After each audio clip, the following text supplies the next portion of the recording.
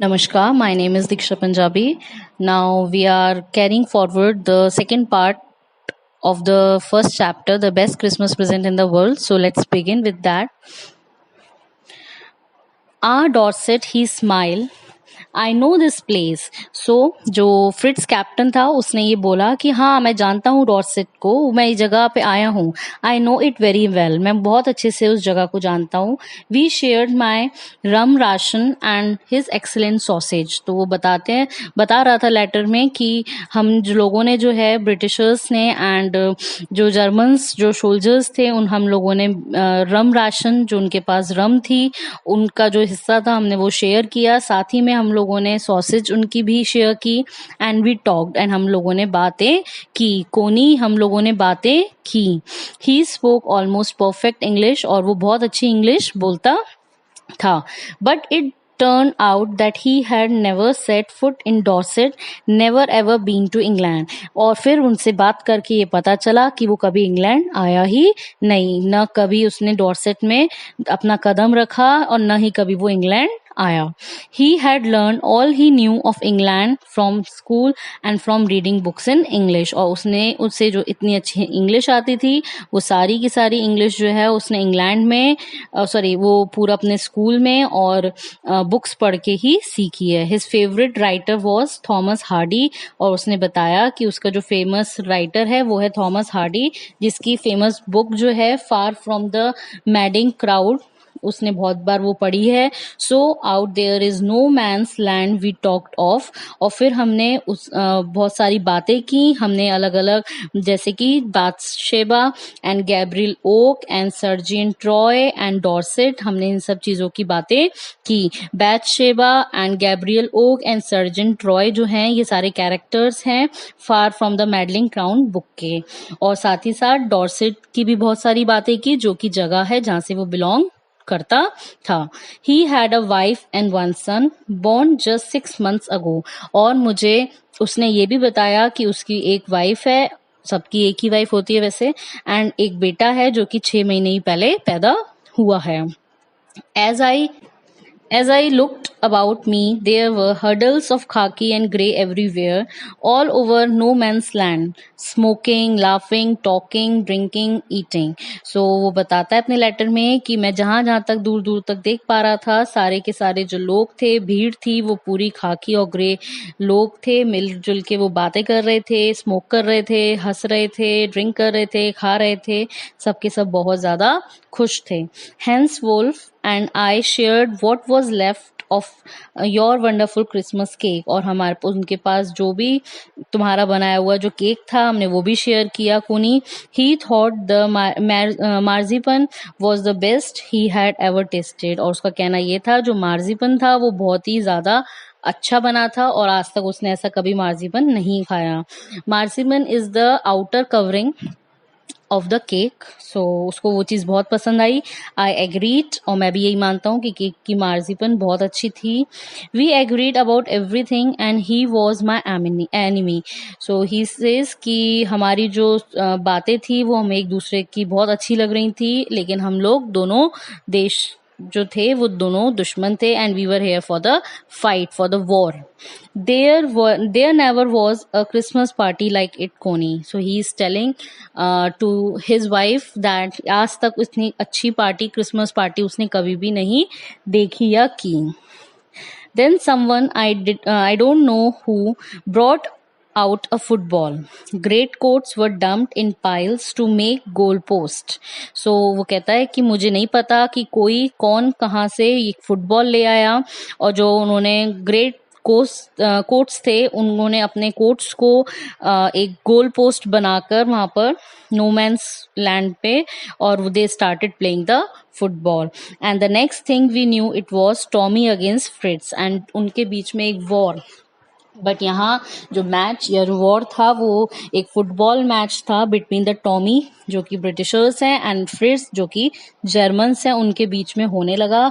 कहाँ पर? No man's land पे। Hans Wolf and I looked on and cheered, और हैंसमैन जो कि कैप्टन था जर्मन का, and I here means Jim McPherson जो कि ब्रिटिशर्स कैप्टन था, वो कहता है कि हम लोग जो है उन लोगों को चीयर करने लगे। Clapping our hands and stamping our feet, हम लोग एक दूसरे को मतलब उन लोगों को मोटिवेट करने के लिए क्लैप कर रहे थे, स्टैम्प कर रहे थे, हम अपने पैरों को जमीन पर जोर जोर से पटक रहे थे। To keep out the cold as much as anything, ताकि जो मौसम था उसको थोड़ा सा गर्म किया जा सके, ताकि ठंड कम लगे। There was a moment when I noticed our breaths mingling in the air between us. और वो बता रहा था कि एक ऐसा मोमेंट भी आया जब हम दोनों ने ये चीज महसूस की कि हमारी जो सांस है, जो ब्रीथ्स हैं, वो भी जो है हवा में मिल रही हैं। मिंगलिंग मीन्स मिल रही हैं। He saw it too and smile, Jim McPherson, वो जो है वो भी इस बात को फील करता है, महसूस करता है और स्माइल करते हुए बोलता है जिम मैकपर्सन। और थोड़ी देर के बाद फिर बोला, I think this is how we should resolve this war. और बोलता है कि शायद इसी तरीके से हमें जो है ये वॉर को यहीं पे खत्म कर देना चाहिए, फुटबॉल मैच के जरिए। No one dies in a football match, ताकि कोई भी जो है मरे नहीं, क्योंकि फुटबॉल मैच में ना कोई मरेगा किसी भी देश का। नो चिल्ड्रन आर ऑर्फन, कोई भी बच्चा जो है इसके बाद अनाथ नहीं होगा। And no wives become widows, और ना कोई किसी की वाइफ जो है वो विधवा होगी इस फुटबॉल मैच से। सो यहाँ पे वो सेटलमेंट करना चाहता था। कौन सेटलमेंट करना चाहता था यहाँ पे? जर्मन्स का captain Hans Wolf. I would prefer cricket, I told him. लेकिन जो जिम मैकपर्सन जो कि ब्रिटिश कैप्टन थे, उसने ये बात बोली कि लेकिन मैं चाहता हूँ कि फुटबॉल मैच के जरिए न होके ये वॉर सेटल, बल्कि क्रिकेट के जरिए होना चाहिए। Then we Tommies could be sure of winning, ताकि हम लोग भी श्योर हो सके, क्योंकि सबको पता है कि जो ब्रिटिशर्स हैं they are very good in the cricket. So वो चाहते थे कि क्रिकेट मैच के जरिए ये वॉर जो है खत्म हो। वी लाफ एट दैट, और हम दोनों इस बात पे हंसने लगे। And together we watch the game, और हम लोग फिर से वापस से ये गेम जो था वो देखने लगे। सैड टू से कोनी फ्रिट्स वन, और वो अपनी वाइफ को बताता है कि मुझे बताते हुए अफसोस हो रहा है कि फ्रिट्स जो हैं, जो कि जर्मन्स थे, वो जीत गए। 2-1, उन्होंने 2 गोल्स किए थे और हमने 1 किया था। But as Hans Wolf generously said, our goal was wider than theirs, so it was not quite fair. लेकिन मुझे एक चीज बहुत अच्छी लगी, हैंस वुल्फ ने एक बात बोली कि उनका जो गोल था वो जो हमारा गोल है, means here the Hans Wolf the captain of the Germans जो है वो बोलता है कि ये जो मैच की जो जीत हुई है ये फेयर नहीं है, ये ठीक नहीं है, क्योंकि हमारा जो गोल था वो वाइडर ज्यादा था उनके गोल से। So it is not fair, this match is not fair. So इससे पता चलता है कि हैंस वुल्फ के अंदर एक गेम स्पिरिट बहुत अच्छी थी। द टाइम केम, अब वो वक्त आ गया, एंड ऑल टू सून, और बहुत ही जल्दी आ गया। When the game was finish, जब गेम खत्म हुआ, the snaps and the rum and the sausage had long since run out, और सारी चीजें, वो ड्रिंक, रम, सॉसेज, खाने की सारी चीजें सब खत्म हो चुकी थी। And we knew it was all over, और हम सबको पता था कि ये सब खत्म हो चुका। I wish Hans well and told him I hope he would see his family again soon, that the fighting would end and we could all go home.